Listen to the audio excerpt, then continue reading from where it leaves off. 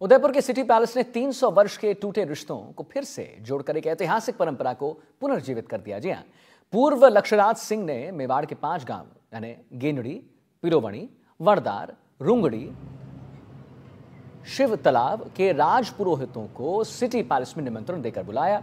तो 3 सदी के बाद 130 से अधिक बुजुर्ग राज पुरोहित सिटी पैलेस पहुंचे। यहां शंभू निवास में डॉक्टर लक्षराज सिंह मेवाड़ ने उनका सम्मानपूर्वक अभिनंदन किया और समाज को एक महत्वपूर्ण संदेश दिया। राज पुरोहित समाज के लिए भी यह गर्व का एक क्षण रहा। दरअसल देखिए, हल्दी घाटी के युद्ध में महाराणा प्रताप के साथ अकबर की सेना से युद्ध करते हुए नारायण दास राज पुरोहित वीरगति को प्राप्त हो गए। उनकी वीरता बलिदान के सम्मान में उनके वंशजों को यह 5 गांव जागीर में मिले थे, जो सदियों से मेवाड़ का अभिन्न हिस्सा रहे। सिटी पैलेस से राज पुरोहितों के गहरे संबंध रहे। 300 साल पहले इन 5 गांव की बहन बेटियां सिटी पैलेस में हर वर्ष राखी भेजती थी। राजमहल से उपहार में बहन जो है बेटियों को चुनरी भेजी जाती थी। लंबे समय तक चली इस परंपरा महल से अचानक ही बंद हो गई, जिसके बाद गांव की महिलाओं ने अगले 30 वर्षों तक राखी भेजना जारी रखा। लेकिन 3 दशक तक जब मेवाड़ दरबार से राखी के बदले कोई जवाब नहीं मिला, तो महिलाओं ने समाज के बड़े बुजुर्गों की बैठक बुलाकर महल से बुलावा ना आने तक राजमहल नहीं जाने का सामूहिक फैसला और वचन ले लिया था। अब अरविंद सिंह मेवाड़ के निधन के बाद उनके पुत्र डॉक्टर लक्षराज सिंह मेवाड़ ने 300 साल पुरानी ऐतिहासिक परंपरा की जो है पुनर्जीवित उसे कर दिया है, जो मेवाड़ के गौरवशाली अतीत और राजपरिवार राजपुरोहितों के संबंधों को फिर से सशक्त बना रहे हैं।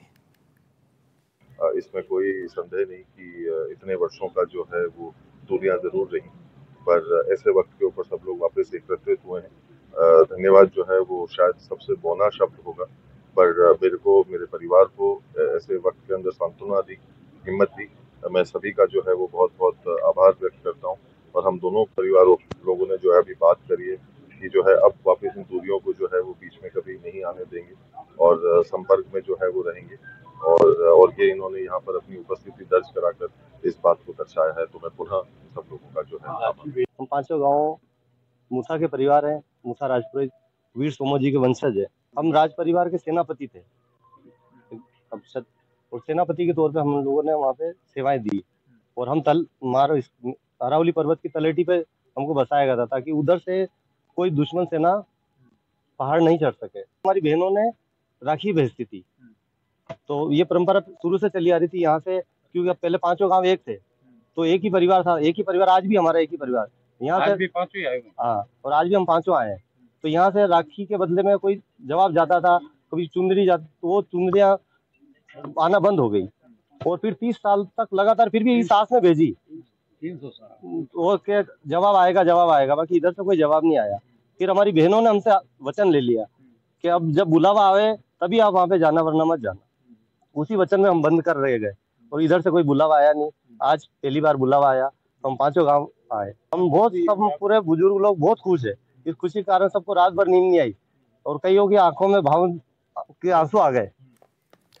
नागरिक उड्डयन मंत्री ज्योतिरादित्य सिंधिया उदयपुर पहुंचे और उदयपुर के सिटी पैलेस में उन्होंने पूर्व राजघराने के दिवंगत सदस्य अरविंद सिंह मेवाड़ को श्रद्धांजलि दी। इसके बाद उन्होंने सपा सांसद रामजी सुमन के बयान को लेकर कहा कि यह विवादित बयान उन्हें नहीं देना चाहिए। अगर उन्हें इतिहास की जानकारी नहीं है तो उन्हें इतिहास को एक बार पढ़ लेना चाहिए। उन्होंने इस विवादित बयान की निंदा की।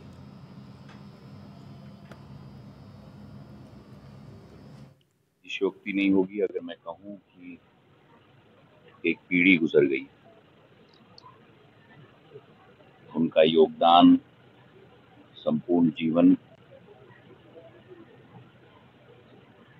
उदयपुर के लिए, आसपास के क्षेत्र के लिए, सामाजिक सेवा में,